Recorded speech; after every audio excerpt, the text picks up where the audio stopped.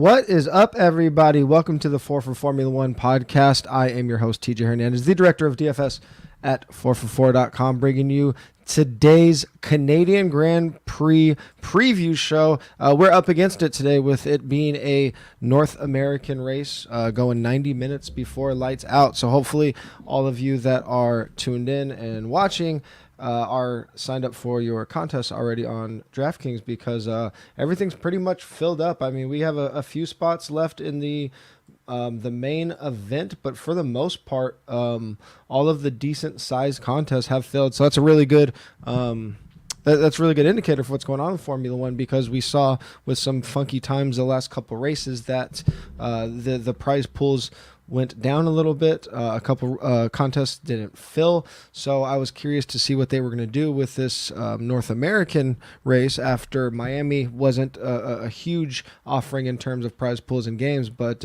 they bumped up the prize pools for this Canadian Grand Prix, and people responded. Everything's filled up, so hopefully you guys are in there, and we are going to go over a really wild week, actually, as far as going into the race after qualifying yesterday, and I think we have some really good opportunities to really leverage the field here. But before we get into everything, remind you guys that today's show is brought to you by Run the Sims. 4for4's teamed up with Run the Sims for projections, tools, and content for both Formula One and USFL, DFS and betting. USFL still going, I think. It might have been the last week, I'm not sure. But you can still go to runthesims.com and use a promo code 4for4 to get 10% off of that subscription. Or you can just click on the link in the description below. But let's jump right into it. Like I said, we don't have much time, about a little less than 90 minutes before lights out here. And a crazy qualifying outside of Max just pretty much blowing away the field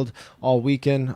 Looks like he is in a comfortable spot to run away with everything, but after that things got crazy, especially with the grid penalties this week, with Charles Leclerc starting in the back, Yuki Tsunoda starting in the back after their penalties and their engine changes. We saw a bunch of rain, obviously, really affecting Q1 and Q2 yesterday, and still had a little bit to do with Q3. We saw a couple teams, namely Mercedes, take some risk, go out on slicks. Didn't work out for Russell, starting at 8th, but we see a really mixed up grid. Alonso second, Sainz in third, so Ferrari still has a car on the second row, but after that, just craziness. Hamilton in fourth. We have two Haas's starting in the top 6. The second Alpine car up at 7th. And then after that, it is just mayhem. We got Perez down at 13th. He had a rough day in qualifying yesterday. Probably the most disappointing car, if you were paying attention to FP1 and FP2 and the projections and sims we had going into qualifying, was Sebastian Vettel. He looked like he was going to have some great pace, at least on the first 2 free practices, and then just had a stinker of a qualifying yesterday. But that's another spot where it gives us, I think it gives us some really good leverage opportunities. So that is how the grid shook out. And after we got all of that sorted and figured everything out, we got everything in the Run the Sim simulator, and we got our optimal rates for the how heavy we want to be on each driver in terms of driver, how heavy we want to be on the constructors, and of course captain. So as we move on to the DFS portion and the Run the Sims optimal rates, we see obviously a lot of our lineups are going to be focused around Max and Red Bull.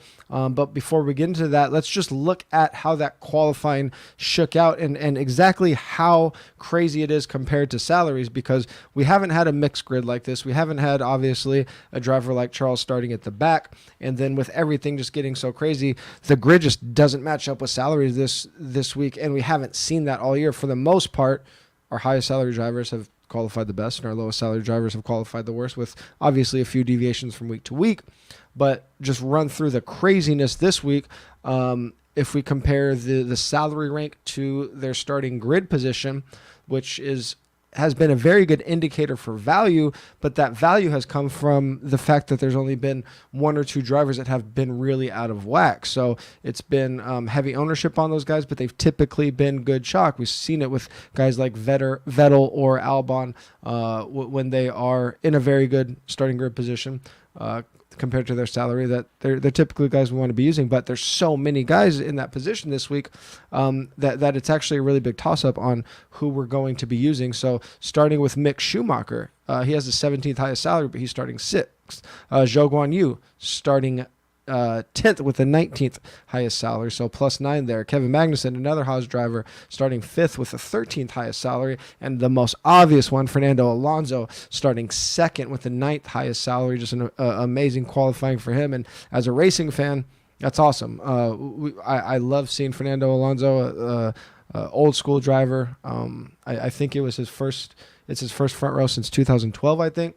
So that's fun from a racing perspective, but it's going to it's really going to affect us DFS wise, because people are really going to be on those values, especially Alonso and the two Haas drivers. So we need to be very cognizant of that. And then on the flip side of it, obviously with Charles taking that grid penalty, starting all the way down at 19th with the 3rd highest salary, and then a couple other ones that really stand out. Perez starting 13th with the 2nd highest salary, which was the fact that they raised Perez's salary that high. Obviously, he had been, driving good the past couple races, but the likelihood of him winning in a normal week where he's not starting back at 13th and Charles isn't starting 19th, like the likelihood of Sergio winning. I know he won in Monaco, but week to week, it just doesn't make sense for him to have the 2nd highest salary. And then Lando had engine trouble in qualifying, so now he's starting 14th with the 7th highest salary. So this week is going to be really unique. This race, if you're building lineups as we speak, the thing that we need to be thinking about, we focused so much on obviously who's going to win, because that's going to really determine who we like in our captain and our constructor. But it's really just been getting unique with these drivers and really focusing on teammates, because the +5s have been so important, and there hasn't been a lot of opportunity to look for move up the grid or move down the grid points. It's typically been, where are these guys going to finish? Where can I get contrarian? This week is super unique because I think the entirety of the DFS landscape, who's going to win, is going to be based on these move up the grid and move down the grid points. Now, obviously, we're still going to need the right winner. You're going to need right captain. Probably need the winner in your captain almost every time. But instead of just looking at teammates and seeing where we're going to get contrarian, I think it's really going to come down to these move up the grid and move down the grid points, because, again, we had rain in qualifying. A lot of good cars are starting very far back, and a lot of bad cars had really good qualifying. Just things broke right a lot. So with this mixed grid, I wouldn't be crazy surprised if we see it finish kind of how it's been finishing throughout the year, with Red Bull and Ferrari still up front, with Mercedes in that kind of 3rd spot, and these cars like namely Haas and Alpine really falling back. Now, I think Alpine can still get 2 top 10s. I think Haas might even be able to sneak into 2 top 10s. But what kind of upside do they have? Like, Alonso likely doesn't have the pace to hold on to a 2nd place finish. Like, maybe he gets a podium, but if you're taking him at a super high ownership rate, how are you gaining on the field? So I'll still go through team by team here. And talk about them in terms of team, but I think this week we really want to be thinking about these move up the grid and move down the grid points a lot more than we've been thinking just about what teammate do I want and thinking about these +5s. So as we've done, just for continuity's sake, I'll go alphabetical order team by team and then talk about Ferrari and Red Bull at the end. But again, it's just a crazy unique week. Again, starting with Alpine, with Alonso starting in 2nd place at $6,800, Ocon starting at $6,000 in 7th place.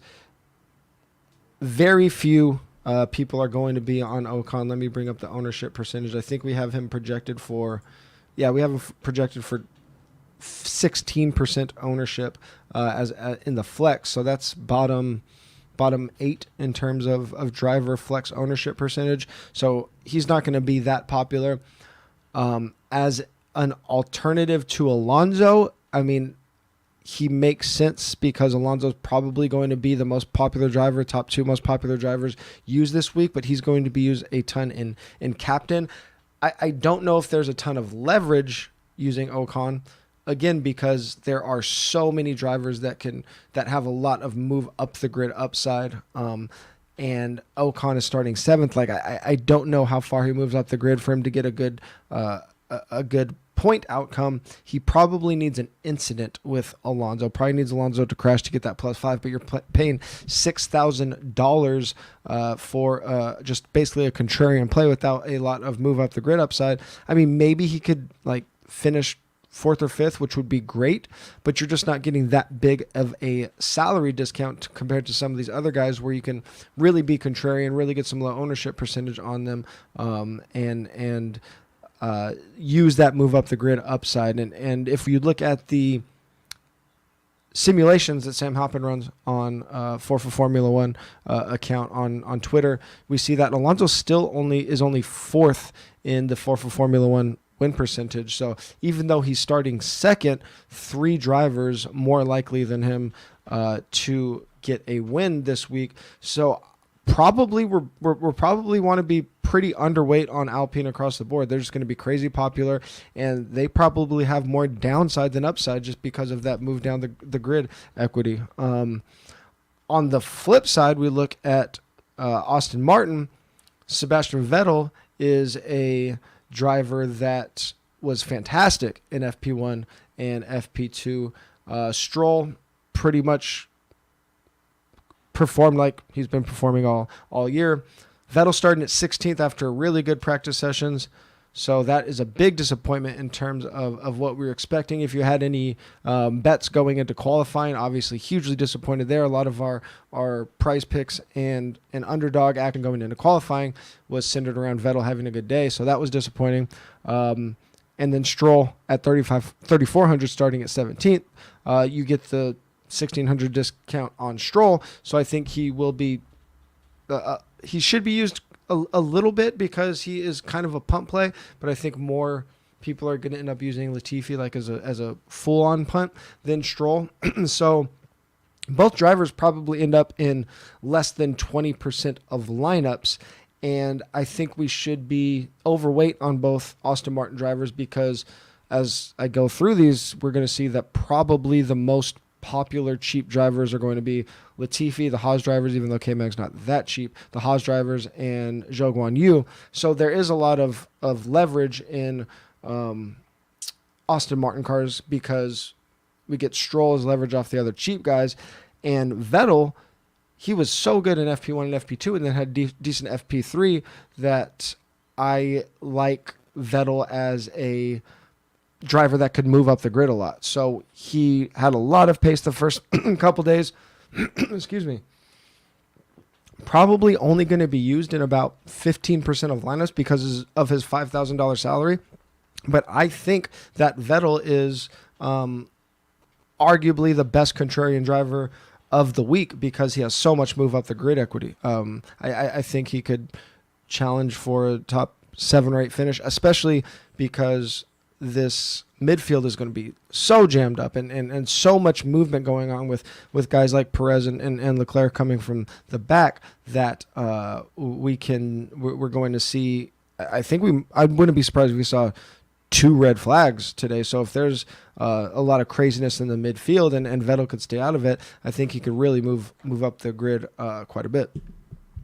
On to Alfa Romeo, and Bottas is pretty much where he was last week. With that $7,400 salary, he's basically unusable. I mean, if you want to use him as a pivot off of, say, I mean, he's kind of in a no man's land because he's 600 more than Fernando Alonso, 400 less than Lando Norris, who, as we'll see closely, we're probably not going to be using him a ton, and Lewis is up at 8,400, so it's not really a price pivot off of Lewis. So Bottas is just kind of trapped in this no man's land where you're not even getting him as a salary pivot. So even though he'll probably be low owned, there isn't really much leverage to using him as a play. So he's so expensive, and he's starting one spot behind Zhou Guanyu at 3,200, that if we are going to use an Alfa Romeo driver, it's probably going to be Guanyu. But the problem with Zhou Guanyu is he's going to be by far the most popular punt option. We have him projected for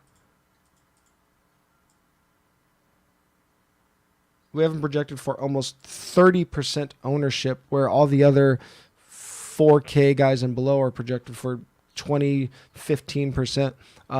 So like the other drivers, Guan Yu had great qualifying. I think he has more move down the grid equity than move up the grid. So I think there's just a lot of downside in them. So I like the idea of fading Alfa Romeo quite a bit. AlphaTauri is a really interesting one because we saw Gasly is kind of similar to Vettel in that we saw him have a lot of pace, raced very well the last couple races, had a very bad qualifying. Now he's starting 15th. So in the midfield, I think if we're thinking about how to get off of Alpine, I think Gasly is a really interesting salary pivot. In terms of just leverage on the field, we have the second highest leverage score. Run the Sims has the second highest leverage score if you see on the Run the Sims optimal rate on Yuki Tsunoda. So Yuki's probably going to be one of the least used drivers. We have him projected for 6% ownership as a driver, not captain driver combined, just as a driver. But he has so much move up the grid equity, starting back at 20th because of the penalty. At 4,800, he's going to be a pivot off of guys like Schumacher, like K-Mag, like Albon. So if you're playing say a Max lineup, Max Captain Red Bull constructor, if you put a Yuki, Tsunoda, Sebastian Vettel lineup together, you're already going to be super contrarian on the field. And then if you leave some salary on the table somehow, I think you give yourself a really good, you put yourself in a really good position to still have the race winner, most likely race winner Max, and then have these very contrarian drivers that have a lot of move up the grid equity. Again, we're really focused on this move up the grid equity, and if we compare Tsunoda to drivers like the Haas drivers who are starting 5-6, we still, in the 4for4 simulations, 4for4mula 1 simulations, we're still giving Yuki Tsunoda a better top 10 percentage, likelihood of a top 10 percentage than Mick Schumacher, who is going to be one of the most popular drivers, starting 6th. So not only do we have a better chance at a top 10 percentage with Yuki Tsunoda, but we get all that move up the grid equity. So Yuki's probably the best, not only is the lowest projection for ownership, he's probably the best contrarian play on the slate. So you don't have to use Yuki in, say, half of your lineups, but if you use him in 25% of your lineups, you give yourself a really good chance to leverage the field here this week. Moving on to Haas, this is one of the teams that I think it's kind of an obvious fade. Now, obviously, you have two very low salary guys starting 5th and 6th. Kevin Magnussen, 5,200. Mick Schumacher starting 4,000 in 6th place. But we have the two of the lowest leverage scores on these guys because they're going to be so popular. As I mentioned, Mick Schumacher still, despite starting 6th, has one of the lowest top 10 percentages. He went from the second lowest top 10 percentage in Sam's ratings pre-qualifying to the 4th lowest. So even though he's starting 6th, still doesn't move up that much in our likelihood of him getting a top 10 finish. And both of these guys are probably going to be in 30% of lineups. So you are taking a very chalky play on two drivers that probably don't have any win equity. They're not so expensive that you necessarily need win equity, but the likelihood of them moving down the grid is much higher than the likelihood of them moving up the grid at all. Now, if either of them hold their position, they're going to end up being great plays. There's a lot of value in a guy starting 5th at 5,200 and a guy starting 6th at $4,000. So I'm not completely fading them, so maybe fade was the wrong word, but it's very easy to be underweight on them. If they're both going to be in 30% of lineups, I think I'll probably have K-Mag in 15% of lineups. And then with guys like Yuki and Vettel and Stroll as easy contrarian cheap plays, I actually, in this situation, I'd probably be more likely to play Mick at $1,200 less. In most situations, if they were starting 14th and 15th, I'd probably play Mick a lot more, which is counterintuitive because they're starting so far back. But remember, we're really trying to fade these negative points this week, and I think Mick has a lot of downside starting at 6. So if you get him at $4,000 and he gets you -3 points, I mean, you're just chasing your tail. You're just not going to, especially with how much we've seen chopping in F1 with so much overlap. It's not a position I want to be in, especially if you're playing the big GPP and you're trying to give yourself a chance at the unique first place for 50K. I think Mick Schumacher is probably one of the easiest fades on the slate. I'll go through these last 3 teams pretty quickly because I don't have a ton to say about them. McLaren with Lando at 7,800 starting 14th. Daniel Ricciardo starting 9th at 5,600. Ricciardo's in an okay position, but his salary is like kind of in that in between range where I'm really looking for, when I get close to $6,000, I want like a chance at a podium, a top 3. You really want to be hoping to get like 15, 16, 20 points out of a $5,600 guy, and I don't think he has that in his range of outcomes. The interesting thing about Lando at 7,800 is he is kind of a salary pivot off of Lewis Hamilton at 8,400, who is probably going to be really popular starting 4th. We'll get to that shortly. So Lando had engine trouble starting at 14th, so he does have some move up the grid equity. We've obviously seen him podium already. If he can sneak into like a 6th or 7th place finish, if there's some chaos in the midfield and he could get through it, 7,800 is a lot for that, but it will lead to, if you have say you have just a very chalky lineup where you have a Max captain, Red Bull constructor, and then Lewis, who a lot of people are going to use, you could pivot down to Lando, save $600, leave salary on the table. So he is probably one of the more interesting salary pivots on the slate. And speaking of Mercedes, Lewis Hamilton has the second lowest leverage score on Run the Sim. So one of the guys we want to be most underweight on is Lewis Hamilton. We have him projected for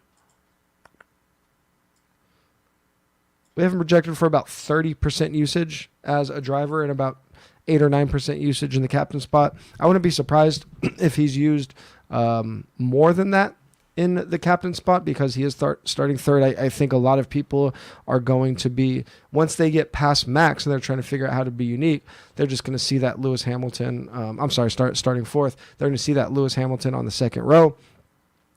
Pretty inviting salary, and I think he could be used quite a bit as an alternative captain. So neither of these guys are drivers we're going to be overweight on.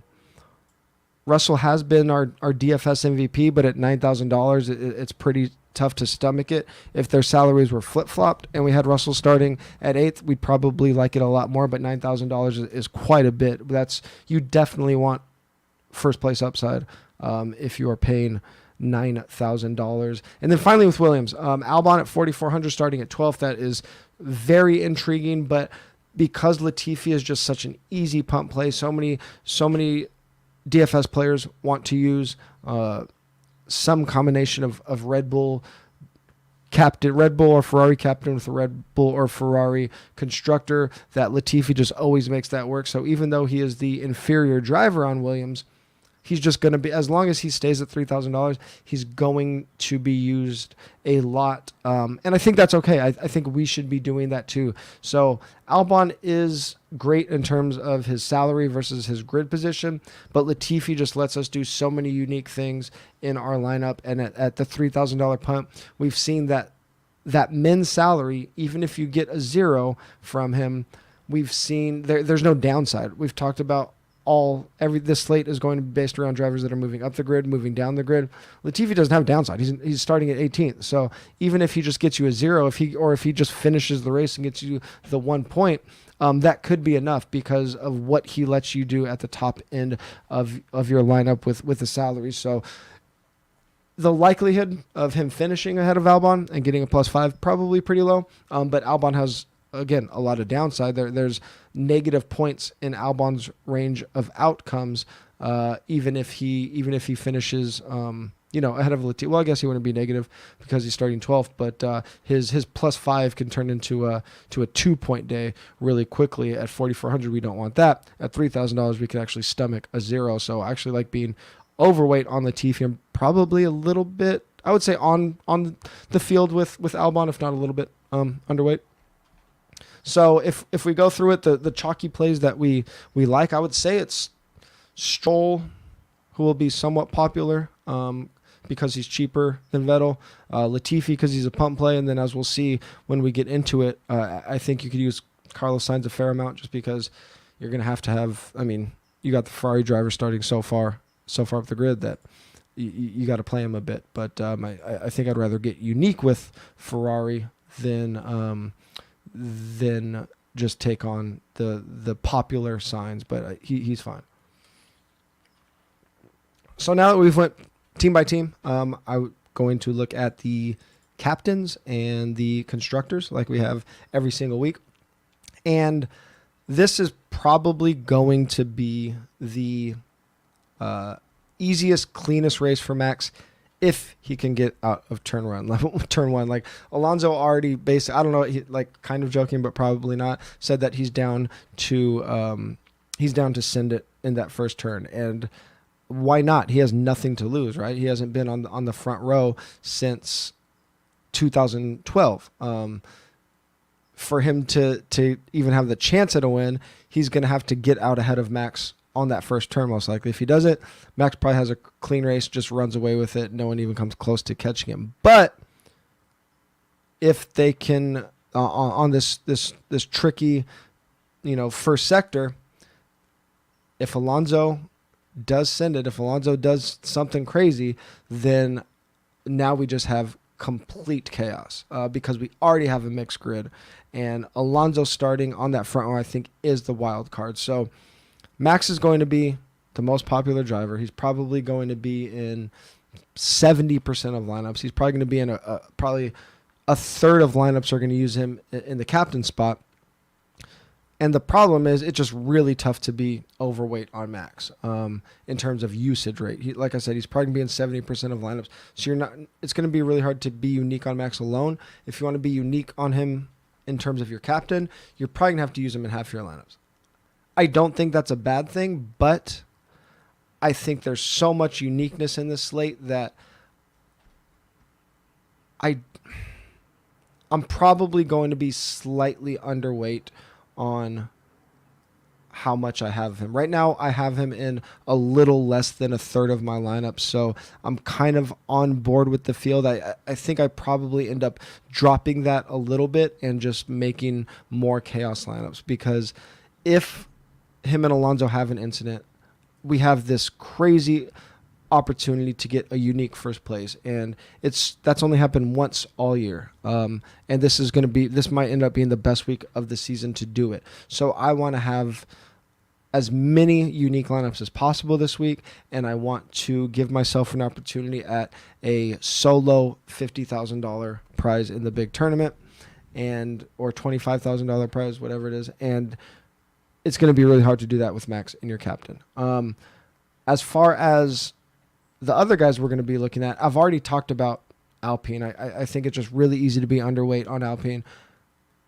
Alonso probably doesn't have the pace to overtake Max. Like if Max doesn't get away clean, it's probably because him and Alonso had an incident. So the likelihood of no incident with Max and Alonso getting a win or even keeping his podium finish with the pace of their car, it's just really unlikely. I think it's probably more likely that Sainz overtakes him, that one of the Mercedes cars overtakes him, gets a podium, or that Perez and Charles come all the way from the back. Like the Red Bull and the Ferrari, their cars still have so much pace. Like they're going to be in contention. I don't know if Perez is going to compete for a podium, but I'm pretty confident that Charles will, if he could, as long as he doesn't get caught up in any of the midfield craziness and he doesn't have an incident, he's going to fly past all these other cars in the midfield. Like qualifying was just crazy.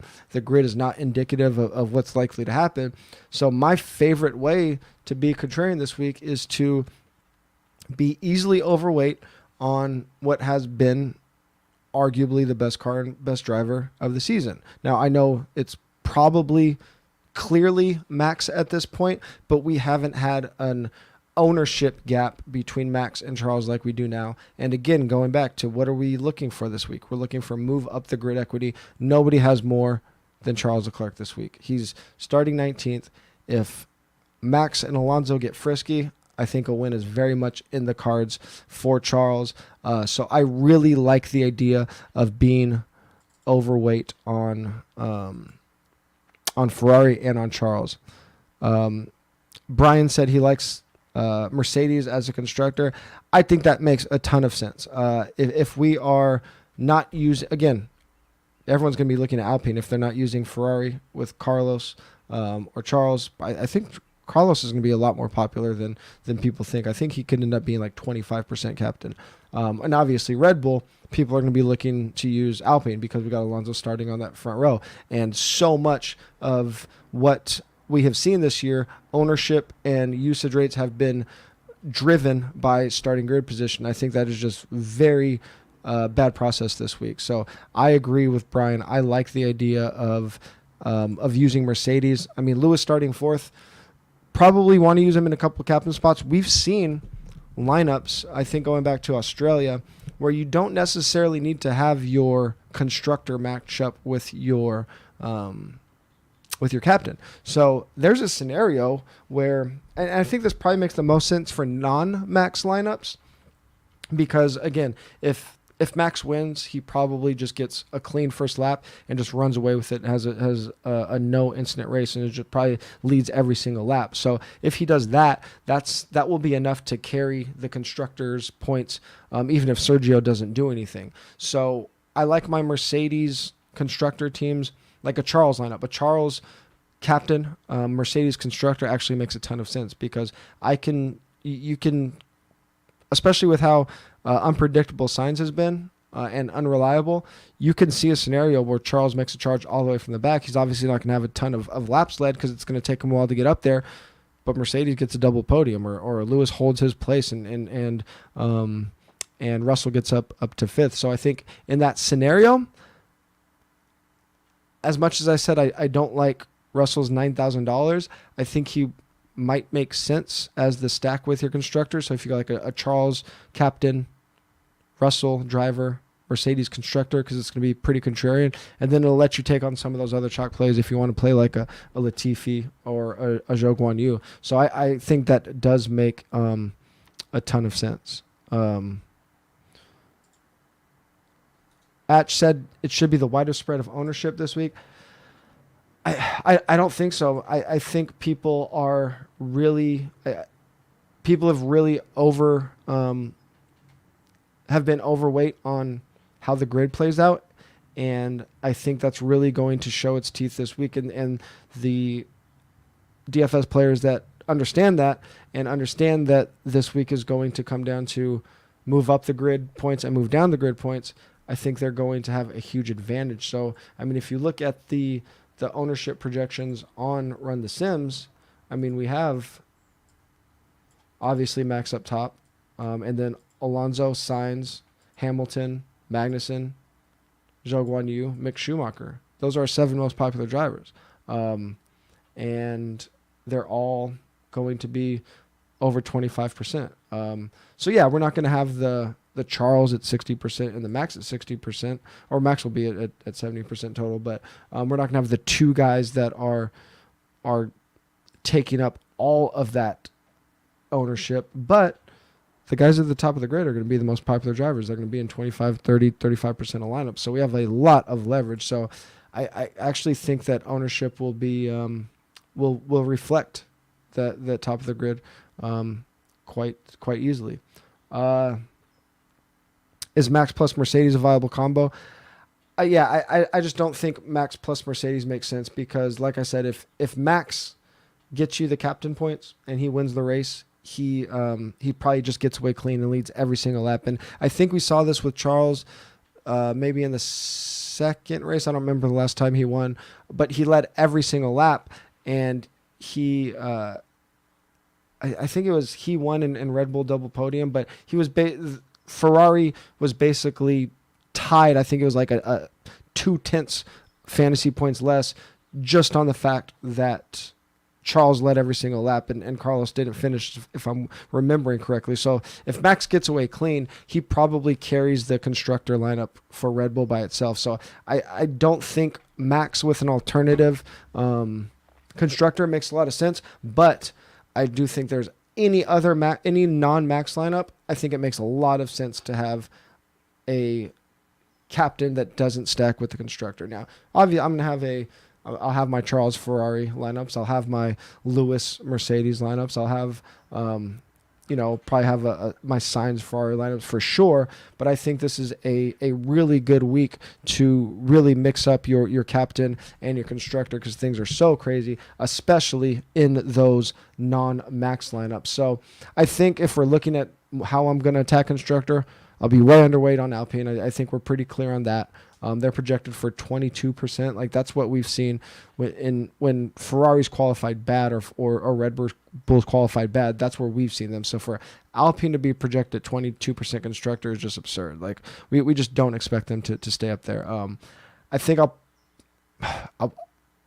probably end up being on the field or slightly underweight on Red Bull. Like I want to say be way underweight, but it's just you just really can't. So I think probably on par with the field, 35% of my lineups using Red Bull and constructor and just trying to get as unique as possible with my drivers, with the guys that I talked about, with Vettel, with Yuki Tsunoda. I think I'm just going to go crazy with those two guys and hope that hits with my Max lineups. I think overweight on Mercedes. We have them projected for about 10% ownership. And then I just love the idea of Charles charging from the back. We're getting him at, we're going to get him at 5% captain, 6% captain. And if anything happens up front with Alonso getting frisky, you're going to get the second best driver or the best driver, even though he's starting from the back. Like we've seen this before when these best cars start from the back, like their pace is still so much better than everyone else's. So I'm going to be overweight on Charles, and then that's just naturally going to put me overweight on Ferrari, who we only have projected for 18% constructor ownership. But most of those lineups are not most. A lot of those lineups are going to be Sainz.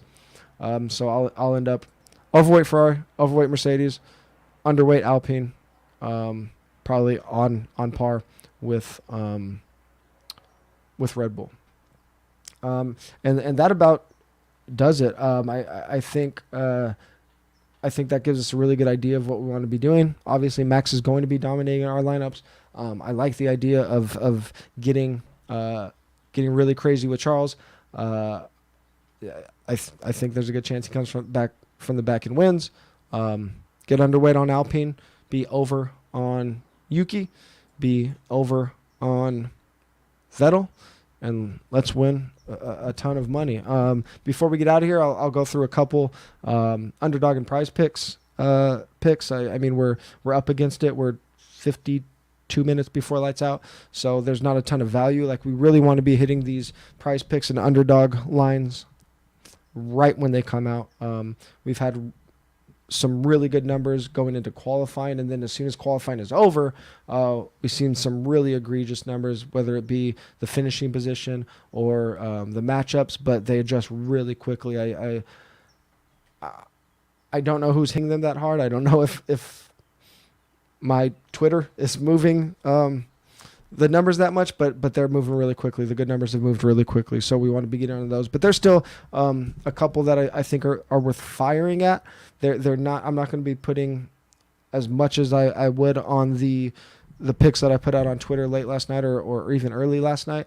But I think Charles under 6.5 finishing is worth a shot again. Just I think his pace is so good that I mean, I think a top 5 is actually likely, not even like a crazy number for him. His car's just fast. Yuki, under 15.5 finishing position on Underdog. We already talked about liking him moving up the grid quite a bit. And then Zhou Guanyu, over 14.5 finishing position on Underdog. He had a great qualifying.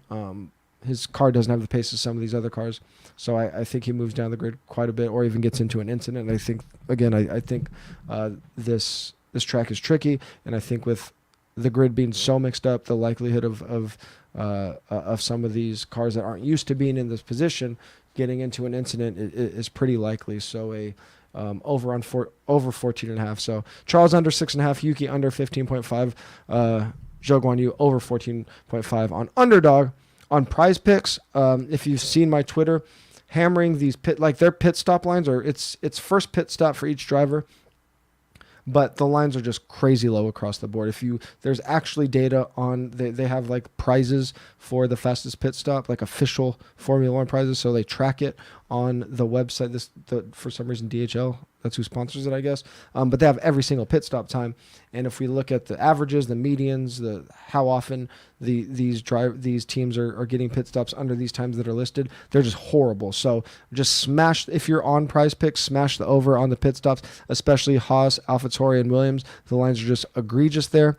So get on that. On Prize Picks. And then the overtake points is a fun one. It's basically how far kind of move up the grid, what we've been talking about. So overtake points for Charles over 13.5, and for Sebastian Vettel over 1.5. I think those are really, really good lines. So hit those.